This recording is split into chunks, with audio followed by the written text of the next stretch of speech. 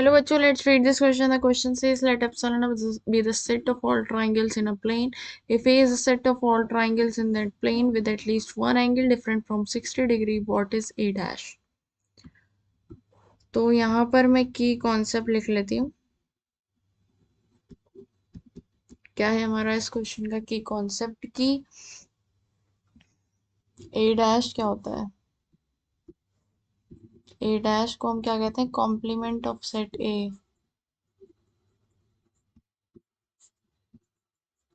Of set A is the set of those elements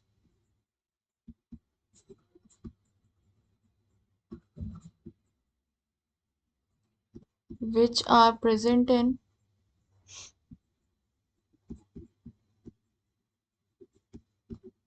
universal set but not in set ए. जो universal set में तो है लेकिन set ए में नहीं है. तो हमारे पास जो एप्सिलॉन है वो क्या है? एप्सिलॉन हमारा यूनिवर्सल सेट है. B the set of all triangles in a plane. X is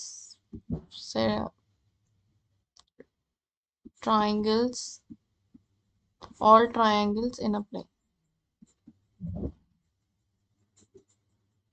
in a plane के जितने भी ट्राइंगल पॉसिबल हैं वो सब हमारे एप्सिलॉन में आते हैं. ठीक है.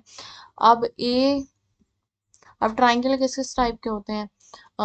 तीन टाइप के होते हैं ना, इक्विलेटरल और आइसोसेलेस और स्केलन. आइसोसेलेस और स्केलन तीन टाइप के ट्राइंगल होते हैं. ठीक है. स्केलन में तीनों एंगल डिफरेंट होते हैं.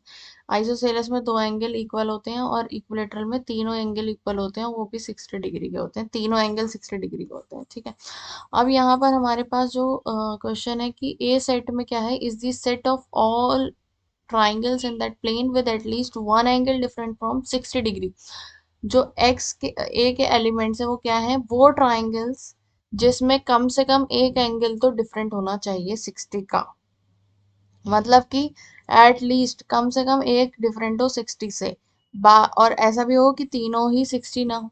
लेकिन ये कह रहे हैं अगर ट्राइंगल है तो कम से कम एक, जैसे ये 45, ये 45, तो ये तीसरा हमारा मतलब 60 के बराबर बस एक ही हो सकता है 60. ठीक है. उससे ज्यादा नहीं होना चाहिए 60 के. तो एक एंगल हमारा 60 से डिफरेंट हो, मतलब एक एंगल हमारा कम से कम ऐसा हो कि 60 ना हो उसमें. तो अब एक एंगल 60 ना हो मतलब क्या होगा उसका कि दो एंगल 60, जैसे कि मैक्सिमम सिर्फ टू एंगल 60 हो सकते हैं, तीसरा एंगल 60 नहीं हो सकता. तो इसमें कौन कौन से एलिमेंट्स आ गए? क्योंकि जब तीनों एंगल 60 हो जाते हैं तो वो ट्राइंगल हमारा इक्विलेटरल बन जाता है. ओके. तो इसमें कौन कौन से आएंगे कि तीनों एंगल 60 ना हो? तो उसमें इसमें आ जाएंगे स्केलन और आइसोसेलेस. ठीक है. एक्स इज स्केलिन आ जाएगा और आइसोसेलेस. ओके. अब ए डैश वो एलिमेंट्स जो कि ए में ना हो लेकिन ए डैश में हो. तो अब कौन से ट्राइंगल रह गए? सिर्फ इक्विलेटरल रह गए ना.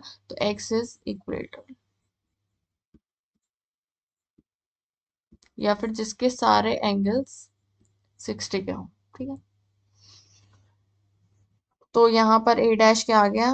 वो ट्राइंगल जिसके सारे एंगल्स, या फिर हम उसको ऐसे भी लिख सकते हैं कि ऑल एंगल्स